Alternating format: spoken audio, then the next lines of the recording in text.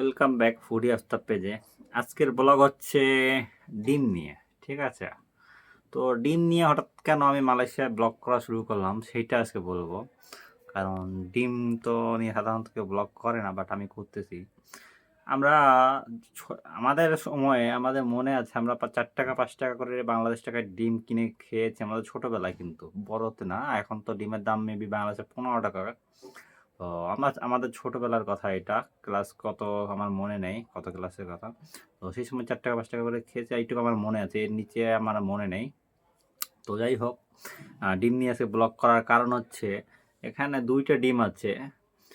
একটা ছোট দেখা যায়, এটা বড় দেখা যায়, এটা কিন্তু ছোট। ঠিক আছে, তো দুইটা ডিফারেন্ট সেটা বলবো।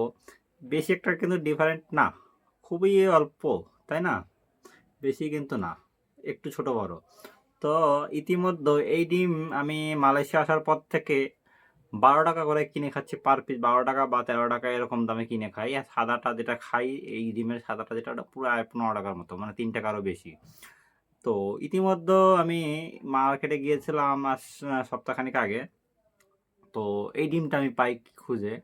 খুঁজে পেলে এই ডিম কেনা পড়ছে আমার মাত্র 5 টাকা 20 পয়সা বাংলাদেশ টাকায়।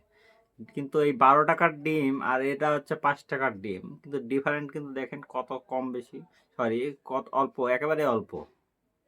একটু ছোট একটু বড়, এর থেকে কোনো ডিফারেন্ট আমি দেখি না। কিন্তু এটার দাম 12 টাকা, এটার দাম হচ্ছে 5 টাকা 20 পয়সা। জাস্ট এইটুক ডিফারেন্ট, জাস্ট আকাল, সরি এইটুক না, আকাশ পাতাল ডিফারেন্ট। কোথায় 5 টাকা কোথায় 12 টাকা, মানে এই ডিমের দাম 60 টাকা বেশি।